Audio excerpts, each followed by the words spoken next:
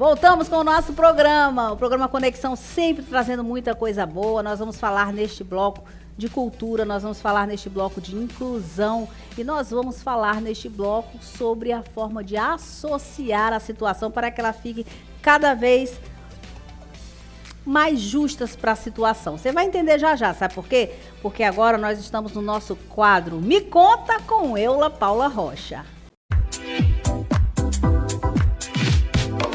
Pois é, no quadro Me Conta com Eula Paula Rocha de hoje, nós vamos falar sobre uma pessoa que hoje está aqui conosco, uma convidada que a Eula trouxe com muito carinho para falar sobre um assunto muito importante. Nós vamos falar sobre cultura, nós vamos falar sobre literatura e também sobre inclusão social. Não é isso, Eula? Isso mesmo, Sônia. Bom dia, né? Que satisfação estar aqui com você mais uma vez.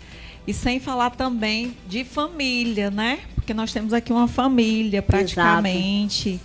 Temos aqui 3 componentes aqui de uma família do interior do estado de Ceará, de Apunharés. Para quem não conhece, fica ali perto de Pentecoste. Temos uma mãe com 2 crianças que têm autismo. E aí eu acredito que é bem desafiador, né? Ter 2 crianças com a mesma situação, né, Sandra? Isso. E aí nós vamos estar falando sobre essa questão que envolve ter 2 crianças com a mesma situação e aí como ela conseguiu conviver com isso, né? A gente ali já conversou um pouquinho, que é comum as mães não aceitarem, né? No primeiro momento, ter toda essa questão dessa resistência.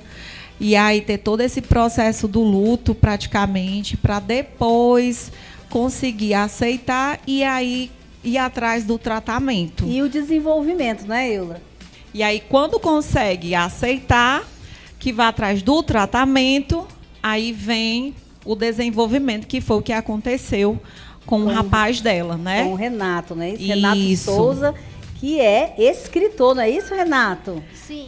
Além do livro, né, ele mesmo que desenha, viu, Sônia? Olha aí, O Pinguim que Queria Voar. Totalmente feito, obra, além da parte literária, né, tem toda a questão imaginária, criada por ele, com a ajuda também da professora, como a mãe dele falou, né, teve uma professora que ajudou na questão da escrita. Na verdade, foi assim, no período da pandemia, que foi o ano passado, né, que estava mais no auge, ele estava muito sem fazer muita coisa em casa, que parou tudo que ele fazia.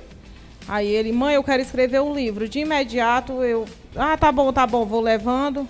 Aí ele, mãe, eu preciso de folha para me escrever um livro. Aí eu fui numa gráfica, pedi para eles encadernar folha limpa, folha sem nada, né? Aí eu entreguei para ele. Ele fez todos os desenhos em poucos dias e ele concluiu o livro em 2 meses. Em 2 meses ele concluiu? Em 2 meses ele concluiu o livro. E os desenhos? Ele já começou a escrever e desenhar? Ele desenhou todos os desenhos e depois veio contar a história. Primeiro ele fez todos os desenhos. Em cima dos desenhos ele construiu a história? Construiu. Legal. Como é que as pessoas podem fazer para adquirir esse livro? A gente vai deixar o contato da gente, que é o 85 991 90 8524, é o meu WhatsApp. A gente pode colocar aí, né, Eula? Quem sabe a gente não faz aí uma campanha, ou então a gente acaba fazendo assim um trabalho, trazendo para as pessoas que gostam de literatura, né, vários trabalhos, entre eles o do Renato. É que uma ideia boa, você pode também fazer isso, você também pode trazer o seu trabalho, a gente fazer uma feira do livro, né? É bem interessante, né? Porque ele tem um propósito, não é isso, Sandra? Com a ideia do livro? Na verdade, ele tem dois propósitos, mas eu falo sempre do mais que está mais ao alcance da gente, né? Porque, na verdade, ele ganhou alguns exemplares do livro para vender. E os que a gente vendeu na época, a gente estava passando dificuldade, o pai dele estava sem trabalho. A gente conversou com ele, precisamos gastar o dinheiro dele. Ele entendeu de imediato, sim, mas não entendeu porque pergunta cadê. Uhum. Aí a gente tem o objetivo de conseguir um computador para ele. Aí ele, todo dia ele amanhece o dia falando que vai vender livro suficiente, vai ser muito famoso para comprar uma casa para nós. E pessoal, tá na hora de vocês ajudarem aí o Renato comprar esse notebook, esse computador, para ele continuar escrevendo, porque através da obra dele, ele acredita que vai conseguir ajudar a família. Isso é muito bonito, né, Ilda? Porque ele quer fazer outros livros, né? Essa é a ideia que ele tem de fazer outros livros. E aqui na última página, né, muito bacana, porque tem vários agradecimentos a todas as pessoas que ajudaram na construção desse livro, né? Achei bastante interessante, porque muitas pessoas ajudaram. Se for citar aqui, tem muitas pessoas de Apunharés, aqui de Fortaleza. Sandra, fala um pouco, que você me falou ali nos bastidores, da sua dificuldade em aceitar quando você descobriu, né, que ele tinha algumas deficiências, algumas dificuldades. E aí foi mais ou menos nos 3 anos, quando você começou a perceber algumas limitações que ele tinha. Fala um pouquinho para o pessoal de casa, como foi que você começou a perceber, descobrir, e qual foi o profissional que você procurou, porque talvez algumas mães podem se identificar e ver em você alguma semelhança, né? E aí procurar algum profissional. Fala um pouquinho da sua experiência, como foi. Na verdade, eu quis esconder o Renato para o mundo, porque assim, quando uma mãe está grávida, o sonho dela é que o seu filho não tenha nada de imperfeição, mas isso foi um erro grande meu, de eu ter feito isso. Aos 3 anos ele ainda não sabia falar, ele tinha uma seletividade alimentar assim, ao extremo, veio andar já com 2 anos, ele não tinha desenvolvimento que nenhuma criança normal da idade dele, né? Aí ele não tem nada. Aí eu comecei a me segurar em coisas que não existiam. O meu pai andou com 5 anos, o menino vai andar. Tipo, eu me segurei em tudo que eu pude. Tudo tinha uma desculpa, tudo né? tinha uma desculpa. Quando eu vi que eu não poderia mais fazer nada, aí eu procurei uma ajuda de uma neuropediatra lá, ela é da Aldeota. Não sei nem se eu posso falar o nome dela. Pode, claro. Pronto, é a doutora Ivna Holanda. Quando eu cheguei lá, ela simplesmente viu todos os vídeos dele que eu gravava, depois quando eu comecei a aceitar. Aí ela falou, não tem pra onde correr, mãezinha, pra daqui pra frente é você e você, e vamos correr atrás. Aí foi quando eu percebi que o atraso dele estava vindo de mim. Aí eu falo agora para as mães, que não esconda seus filhos, que o autismo é um mínimo do mínimo que uma criança possa ter. E agora, hoje ele faz acompanhamento desde os 3 anos com a fono, só que com a fono ele já foi liberado. Agora é só terapia ocupacional e psicólogo, e também a gente leva ele para basquete, para outras coisas que a gente acha que possa servir como terapia. E aí no seu dia a dia, qual é a maior dificuldade que você sente em relação a tanto ao Renato quanto à bebezinha? Como é o nome dela? Dulce Maria. A Dulce Maria. A Dulce Maria já foi mais tranquilo, né? Porque, na verdade, quem percebeu o autismo dela foi o Renato, porque eu estava muito focada no Renato na época. Aí ele ia para terapia, começava a falar das coisas que estavam acontecendo lá em casa, eu sempre focando no Renato. Aí a médica pediu para mim responder um questionário, quando eu respondi não teve outra alternativa. Aí tem muitas pessoas que falam assim, tá inventando doença para o teu filho.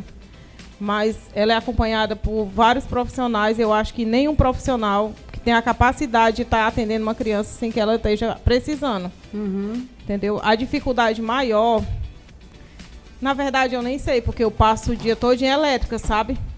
Eu não entendo, correria, né? Eu não entendo, não chegou ainda para mim a dificuldade. A dificuldade é só falta de recursos que todo mundo tem. Até quem tem seu trabalho, quem ganha super bem, tem essa dificuldade. É só isso mesmo. E o resto é ir O atrás. resto a gente vai levando. Toda quarta-feira eu tô na policlínica feliz da vida com eles pro tratamento, não falto. Vou para qualquer canto com eles, faço o que tiver de fazer.